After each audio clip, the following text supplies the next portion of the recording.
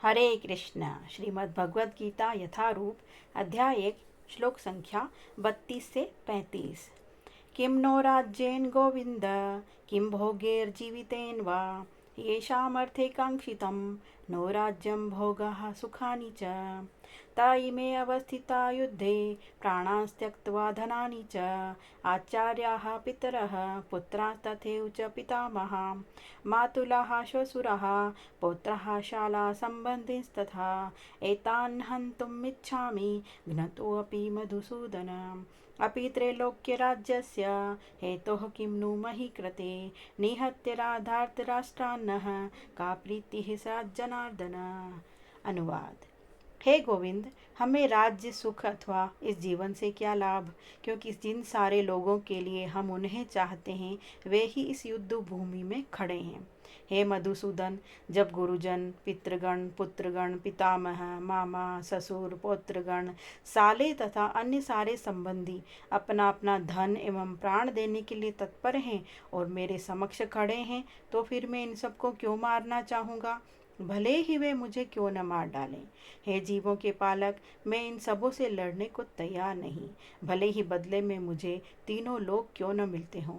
इस पृथ्वी की तो बात ही छोड़ दें, भला धृतराष्ट्र के पुत्रों को मारकर हमें कौन सी प्रसन्नता मिलेगी। तात्पर्य श्रील प्रभुपाद जी के द्वारा। अर्जुन ने भगवान कृष्ण को गोविंद कहकर संबोधित किया, क्योंकि वे गोवों तथा इंद्रियों की समस्त प्रसन्नता के विषय हैं। इस विशिष्ट शब्द का प्रयोग करके अर्जुन संकेत करता है कि कृष्ण यह समझें कि अर्जुन की इंद्रियां कैसे तृप्त होंगी, किंतु गोविंद हमारी इंद्रियों को तुष्ट करने के लिए नहीं हैं। हाँ, यदि हम गोविंद की इंद्रियों को तुष्ट करने का प्रयास करते हैं तो हमारी इंद्रियां स्वतः तुष्ट होती हैं। भौतिक दृष्टि से प्रत्येक व्यक्ति अपनी इंद्रियों को तुष्ट करना चाहता है और चाहता है कि ईश्वर उसके आज्ञापालक की तरह काम करे, किंतु ईश्वर उनकी तृप्ति वहीं तक करते हैं जितनी के वे पात्र होते हैं। उस हद तक नहीं जीतना वे चाहते हैं, किंतु जब कोई इसके विपरीत मार्ग ग्रहण करता है, अर्थात जब वह अपनी इंद्रियों की तृप्ति की चिंता न करके गोविंद की इंद्रियों की तुष्टि करने का प्रयास करता है, तो गोविंद की कृपा से जीव की सारी इच्छाएं पूर्ण हो जाती हैं। यहाँ पर जाति तथा कुटुंबियों के प्रति अर्जुन का प्रगाढ़ स्नेह आंशिक रूप से इन सब के प्रति उसकी स्वाभाविक करुणा के कारण है। अतः वह युद्ध करने के लिए तैयार नहीं है। हर व्यक्ति अपने वैभव का प्रदर्शन अपने मित्रों तथा परिजनों के समक्ष करना चाहता है, किंतु अर्जुन को भय है कि उसके सारे मित्र तथा परिजन युद्ध भूमि में मारे जाएंगे और वह विजय के पश्चात उनके साथ अपने वैभव का उपयोग नहीं कर सकेगा। भौतिक जीवन का यह सामान्य लेखा जोखा है, किंतु आध्यात्मिक जीवन इससे सर्वथा भिन्न होता है।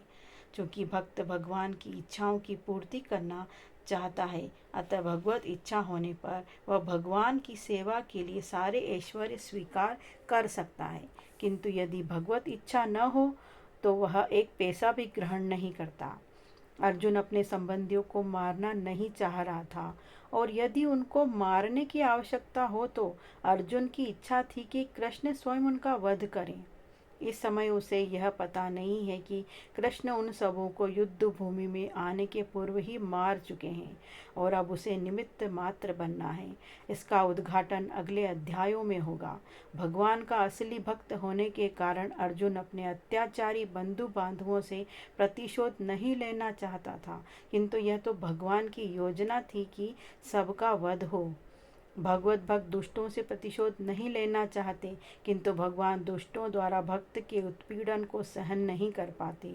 भगवान किसी व्यक्ति को अपनी इच्छा से क्षमा कर सकते हैं, किंतु यदि कोई उनके भक्तों को हानि पहुंचाता है तो वे उसे क्षमा नहीं करते। इसलिए भगवान इन दुराचारियों का वध करने के लिए उद्यत थे, यद्यपि अर्जुन उन्हें क्षमा करना चाहता था। हरे कृष्ण। जय श्रील प्रभुपाद। हरे कृष्ण कृष्ण कृष्ण हरे हरे, हरे राम राम राम हरे हरे।